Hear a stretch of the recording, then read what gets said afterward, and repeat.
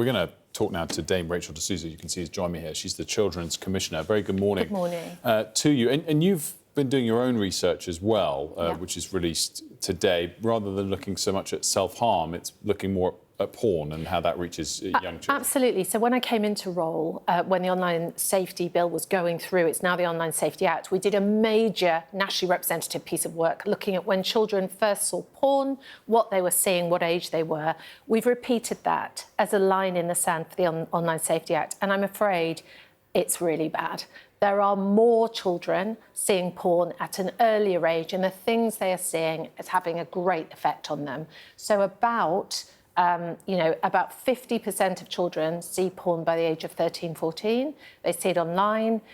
Quarter of children see it at the age of 11. And we even had 6-year-olds. And I'm not talking about just like, a natural inquisitive seeing something about sex. I'm talking about coercive sex, strangulation, really horrible things that those little minds can't cope with. And I think that's what parents are really, really worried about. So it's important work. So I'm really interested. So this is saying it's gotten worse since the Online Safety Act. But I think we need to clarify that this is since it passed, not since it came into effect. Exactly right. So the Online Safety Act was passed 2 years ago.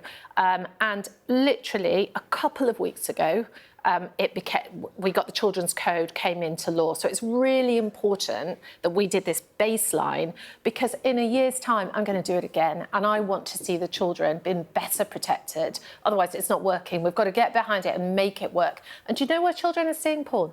Do you know where they're picking up? Your parents would be really surprised that they tell us they mainly see it on Twitter, more so than on, their sort of porn sites. They're seeing it on somewhere that parents would think was quite innocent for them to be on, and the algorithms then start working. So I just want to put, because obviously, as you said, it's only come into effect a couple of weeks ago. A couple of weeks ago, yeah. So if this was carried out over the last 2 weeks as opposed to the prior year, do you think it would have seen the results of your survey drastically improve? No. So what I think we've seen is lots of traffic that were on porn sites moved to VPNs.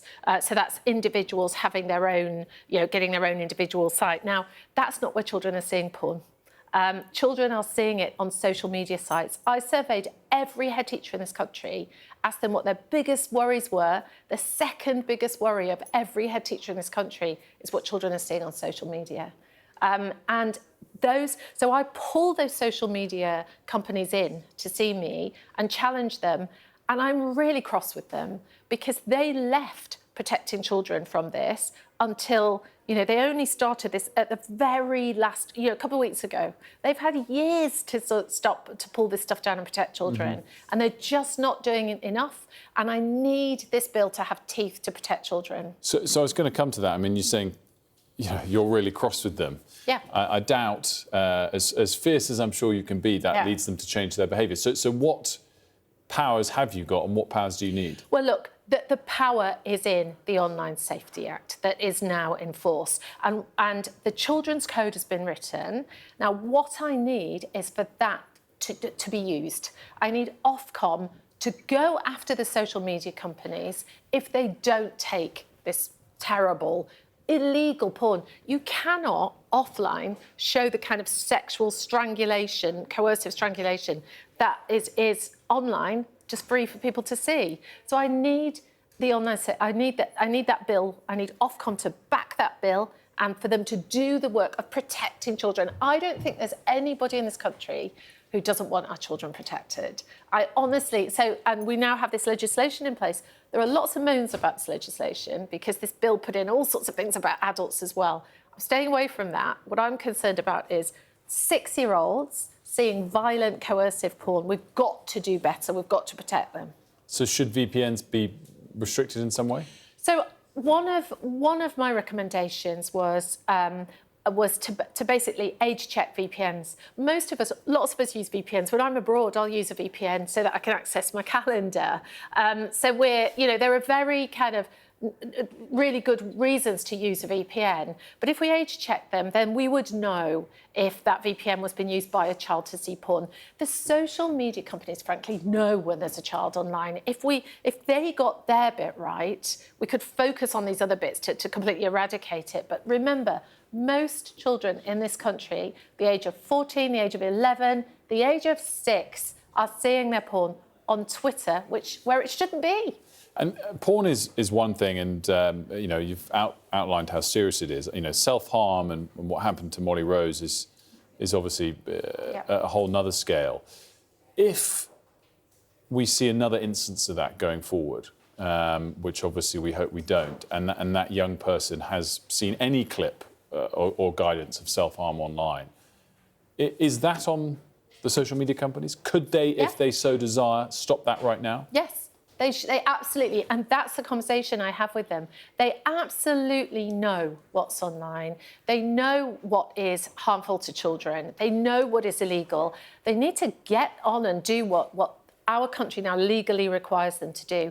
And I'm not saying this because, you know, I'm saying this because I listened to Ian Russell, and your heart breaks. The life of a child, you know, is so precious. The thing, as Children's Commissioner, parents talk to me about every single day and start to get frantic about from when their child turns 9 or 10 is what they're seeing online, whether it's self-harm material, whether it's addictive porn. And these are innocent little brains that can be deeply affected. So why don't they just take it down? I don't understand. I mean, but we're talking about self-harm.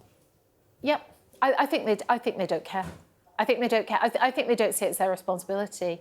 I mean, I challenge them all the time. Some of the social media companies are better than others in terms of trying to actually make a good case for what they're doing. But don't forget, this is a business.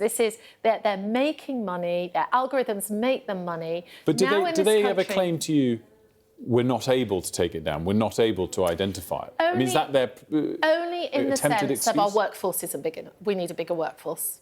That's it. But they're making billions from us. We should be demanding, and our Online Safety Act now does demand that they do better. And again, the Online Safety Act, everybody gets very antsy about it. I'm sure it's not perfect, but it's the only thing we've got to protect children, and we need to use it with its full force to protect children.